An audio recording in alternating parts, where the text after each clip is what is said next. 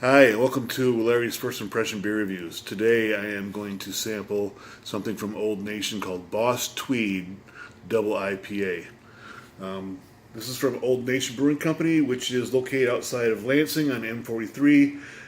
One of their beers is actually called M43, which is another IPA series, which is awesome. Everybody raves about that stuff. I've had that stuff, and it is probably the benchmarks for New England style IPAs. This one here is an India Pale Ale series.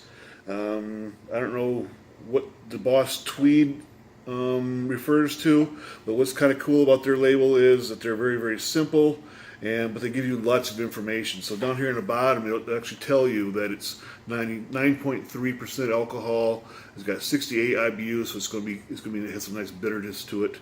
It tells you what malts and what hops they use in the boil and what hops they use in the dry hops. So, for example, this one says that the malts are Pilsner and wheat with oats and Vienna. The boil hops are Magnum, Simcoe, Citra, Mosaic, and then dry hops with Simcoe, Citra, Mosaic, and Azeka. It says keep cold and drink fresh. And it also says haze is good. Product of the USA with a nice little mitten emblem on the bottom.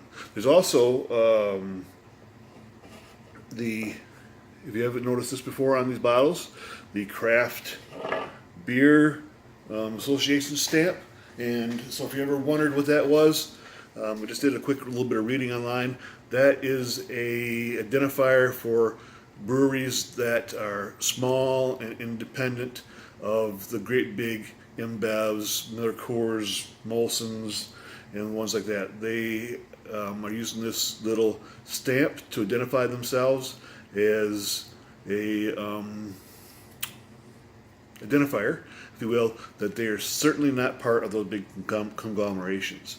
So I appreciate the small breweries and what they have to bring to the table with the creativity that they're allowed, because they're not trying to brew in mass quantities. They're limited to under 6 million barrels production per year, and I think that there's some kind of restrictions on the ownerships that like I think it said 25% of the ownership has to be the brewers themselves and not a influence from an InBev or Budweiser or Miller Coors kind of corporation. So Old Nation fits that bill. They've got the little stamp, and then they also got something I noticed on M43 last time I had it. They had a little indicator about sediment, so it tells you to don't freak out about it. It's okay. Just roll the can gently to distribute the sediment, and haze is good, it says. Cool. So let's crack it. Let's give it a smell, and it's finally pour into a glass and see what the flavor profile brings along as far as first impressions.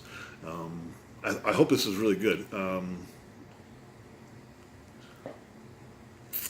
I have no reason to believe that it's not going to be.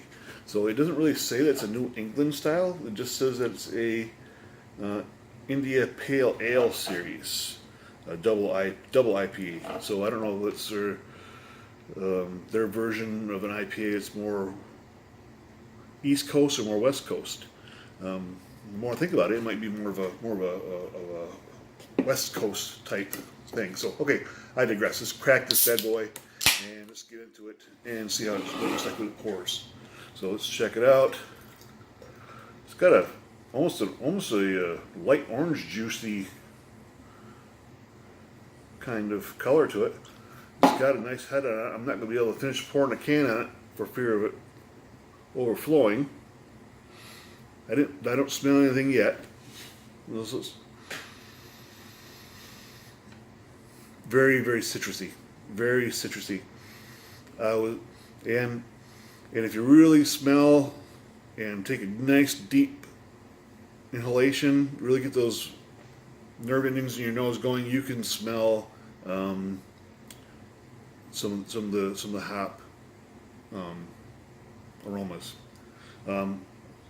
So yeah, the head is really fantastic. I love a good head on my beers when I pour them. All right, so let's just dive right in.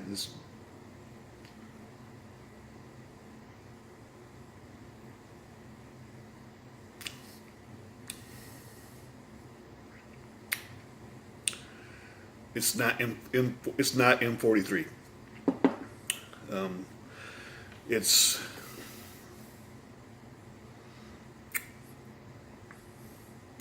not as dank as I had hoped for, and a little more citrusy than I had hoped for.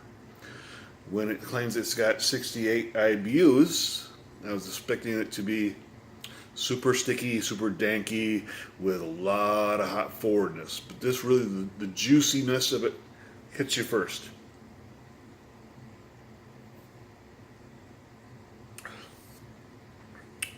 Which was kind of a pleasant surprise. I like it when I can't predict what the flavors are going to be when I first crack the can. It's got some really sort of grapefruity color to it, and I dare say the citrus of it kind of goes along with the grapefruity kind of flavor.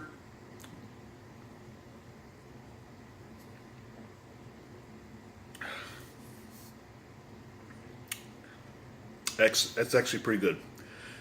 Sometimes it takes 2 or 3 sips to really appreciate all the profiles that are there for it. So, Boss Tweed. I wish I knew what the inspiration was for the name Boss Tweed. But if I was to take my choice between, hey, Larry, would you like to have a Boss Tweed or would you like to have an M43? I'll take an M43 all day long. But if you bring this out, I'm not going to throw my nose up at it. This is a good beer, and hats off to those people that are subscribing for this sort of stamp of approval of their process. And this has been fun. Cheers. Here's to Boss Tweed, whoever the fuck he is.